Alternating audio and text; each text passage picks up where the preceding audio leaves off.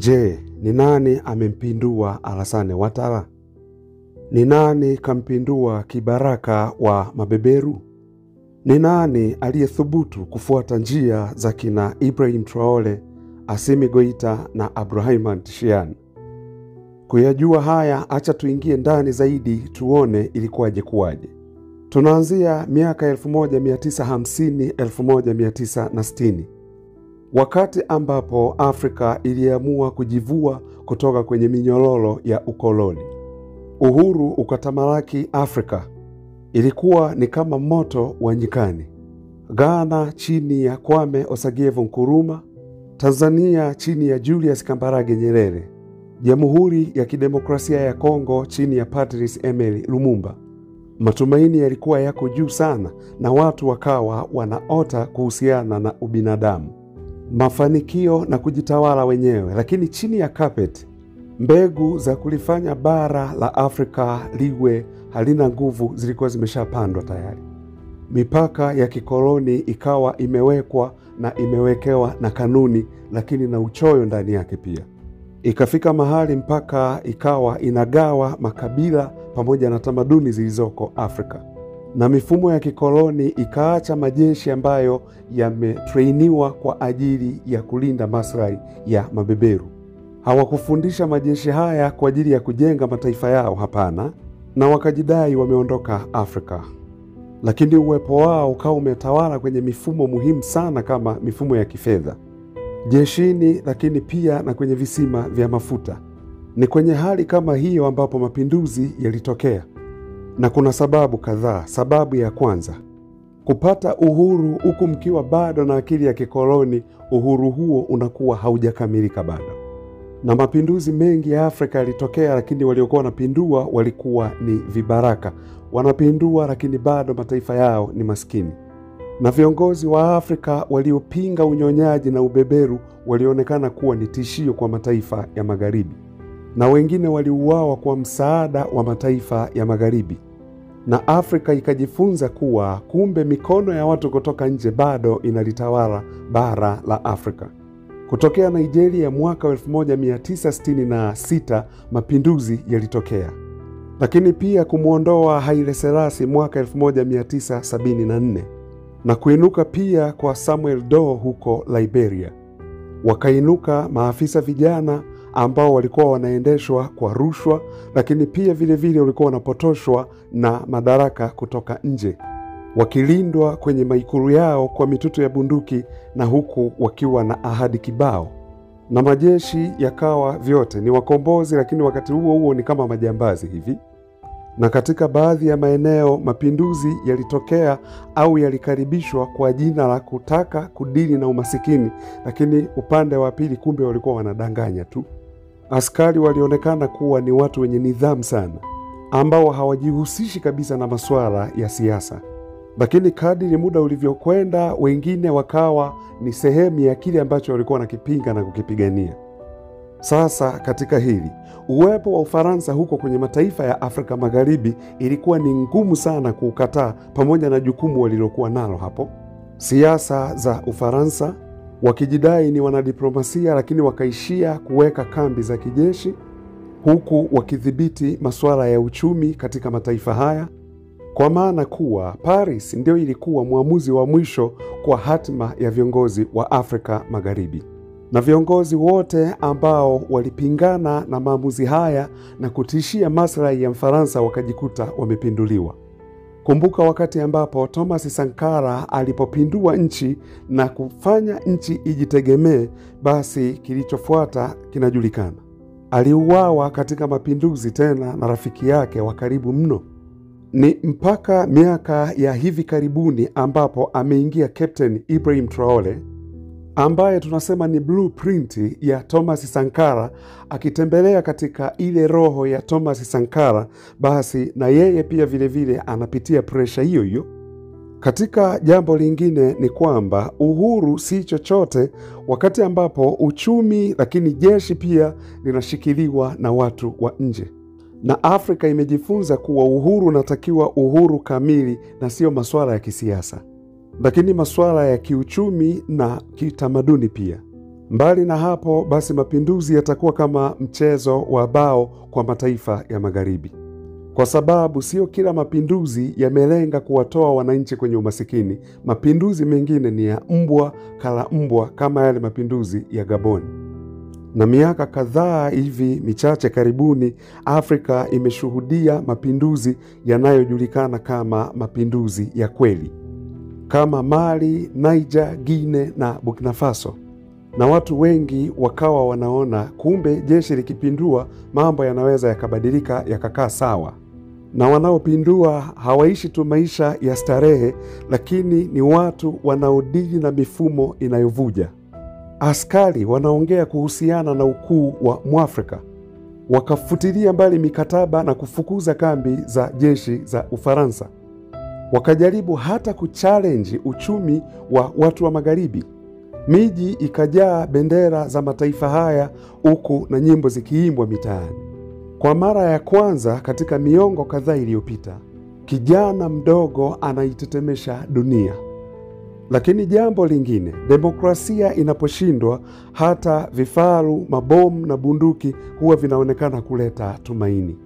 Sasa mapinduzi yaliyotokea huko yalikuwa sio tu kuhusu kunyang'anya madaraka, lakini yalikuwa ni ishara kuwa demokrasia imetekwa na wanajeshi.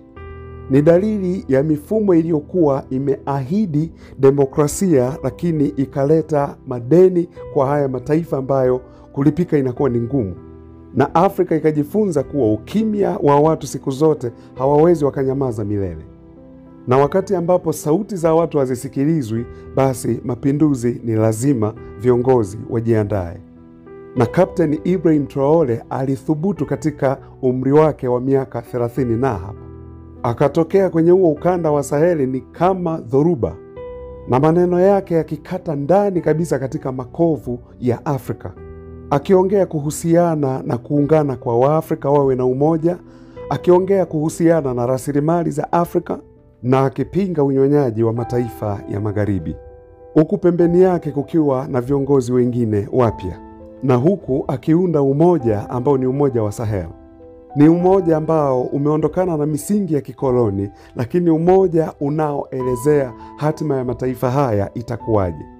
Na mapinduzi haya yakaanza kutokea yakionekana ni kawaida na sio mapinduzi ya asili, ila yanatangazwa kabisa hadharani kwa kufutilia mbali mikataba ya makampuni ya Ufaransa na kukaribisha Waafrika wenye akili. Sio hivyo, tunakukaribisha wafanyabiashara kutoka mataifa mengine ambao sio wanyonyaji. Kwa sababu hilo liko hivi, hatima nzuri ya Afrika iko mikononi mwa Waafrika wenyewe. Kwa sababu kile kilichoonekana kama mapinduzi yaliyotelekezwa na kutengwa yanaonekana sasa hii ndiyo njia ya kulikomboa bara la Afrika. Kuwafutilia mbali vibaraka wa Ufaransa na kuinua ndoto za Thomas Sankara na kuinuka blueprint za Kwame Nkrumah na maonyo ya Thomas Isidore Noel Sankara, lakini pia vile vile na Patrice Emery Lumumba. Lakini ulimwengu haujakaa kimya ukiangalia tu. Wanajipanga na vikwazo, taarifa za uongo kupitia vyombo vyao vya habari, lakini pia na kupanga mageuzi ili kurudisha vibaraka wao. Mataifa ya magharibi yanaogopa sana kupoteza uranium waliokuwa wanaichota kama ya bibi yao huko Afrika Magharibi. Sio uranium tu, dhahabu vipi? Cobalt na mafuta, na hii sasa wanaita sio utawala wa kidemokrasia. Wanakataa viongozi wanaoingia ambao wamekataa wasituibie kwa muda ambao wamekuwa wakituibia, lakini wanawaita hawa ni madikteta kama Ibrahim Traore. Kutokea ofisi za Umoja wa Mataifa mpaka ofisi za Umoja wa Afrika, viongozi wa aina hii wanalaumiwa sana.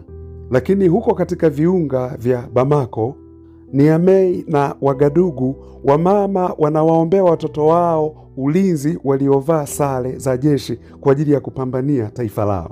Vijana wanaopigana kwa ajili ya uhuru na sio mikopo. Afrika sasa inaamka, lakini mabadiliko ya kweli hayategemei tu mapinduzi ya kijeshi. Hatima ya kweli inategemeana na mashirika ya kizalendo, na sio tu hotuba kuhutubia, hapana. Kuwe na mifumo ya haki, mahakama za haki zitakazo wahukumu wala rushwa, shule zitakazofundisha ukuu wa Mwafrika na uzuri wa bara la Afrika, lakini biashara pia kufanya kati ya taifa moja na lingine. Turudi sasa katika kilichotokea hapo Ivory Coast, taifa lenye utajiri wa mambo mengi, lakini maarufu sana kwa zao la kokoa, zao linaloifanya Ivory Coast iwe ni mzalishaji mkubwa sana ulimwenguni wa ili zao la kokoa. Lakini nyuma ya mashamba na nyuma ya mimea hii ya kokoa uko Abidjan, dhoruba ilikuwa ikijikusanya, dhoruba ambayo ilikuwa kwenye mchakato. Kwa miaka mingi Ivory Coast imekuwa ikichezesha sindimba kati ya ushirikiano wa mataifa ya magharibi na Umoja wa Afrika, huku viongozi wao wakijisifia kukuza uchumi wa Ivory Coast.